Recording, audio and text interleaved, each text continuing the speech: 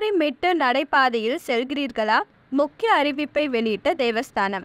ஸ்ரீவாரிமெட்டு நடைபாதையில் திவ்ய தரிசன டோக்கன்களை ஸ்கேன் செய்தால் மட்டுமே பக்தர்கள் சுவாமி தரிசனம் செய்ய முடியும் என திருமலை திருப்பதி தேவஸ்தானம் அறிவித்துள்ளது.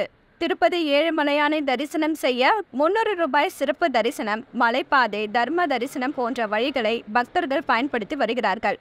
இது மட்டுமல்லாமல் கல்யாண உற்சவம், தோமாலை சேவை உள்ளிட்ட சேவைகளின் போதும் சுவாமியை வழிபட முடியும். திருப்பதிக்கு நாள்தோறும் ஆயிரக்கணக்கான பக்தர்கள் வருகை தருகிறார்கள். அதுபோல் விழா காலம், விடுமுறை காலங்களில் லட்சக்கணக்கானோர் வந்து பெருமாளை சேவித்து வருகிறார்கள். நடைபாதை தரிசனம் என்றால் இரு வழிகளில் வரலாம். ஒன்று அலிப்பிரி, இன்னொன்று ஸ்ரீவாரிமெட்டு. இதில் ஸ்ரீவாரிமெட்டு வழியாகத்தான் கோவிந்தராஜ பெருமாள் நடந்து சென்றதாக ஐதீகம். இதன் படிக்கட்டுகளும் அலிப்பிரி மலைப்பாதையை விட குறைவு. அலிப்பிரி நடைபாதை மொத்தம் 12 கிலோமீட்டர் தூரம் ஆகும். இங்கு 3550 படிகள் உள்ளன. இந்த வழி திருமலை யாத்திரை தொடங்கும் முன் சாலை வழியாக செல்லும் பக்தர்கள் பாதாள மண்டபத்திற்கு வந்து அங்கிருந்து செல்வார்கள். இது 2வது மலை சாலையில் உள்ளது. இங்கு 4 கோபுரங்கள் உள்ளன. முழுவதும் கூரைகள் வேயப்பட்டு மழை, வெயில், கடும் குளிரில் இருந்து பக்தர்களை பாதுகாக்கிறது.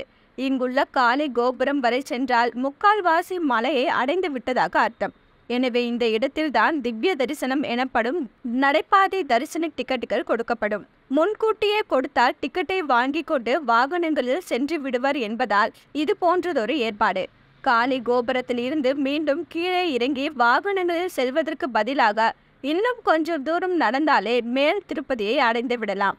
ஸ்ரீவாரிமெட்டு பகுதி கடந்த 2008ஆம் ஆண்டு முதல் புதுப்பிக்கப்பட்டு பயன்பாட்டுக்கு கொண்டு வரப்பட்டது.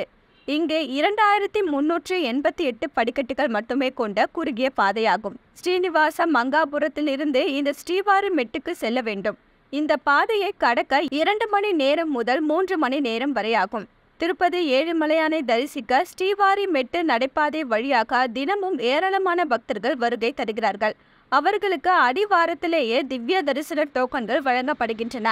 இந்த டோக்கன்களை பெற்று பக்தர்கள் நடந்து சென்று ஏழுமலையானை தரிசிக்க வேண்டும் என்பது நியதி.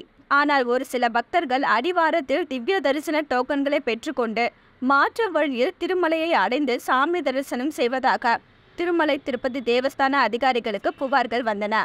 அதன் பேரில் திருமலை திருப்பதி தேவஸ்தான திவ்ய தரிசன டோக்கன்களை ஸ்கேன் செய்யும் முறையை மீண்டும் தொடங்கியுள்ளது. இதற்கான சோதனை 20ஆம் தேதி முதல் நடந்தது.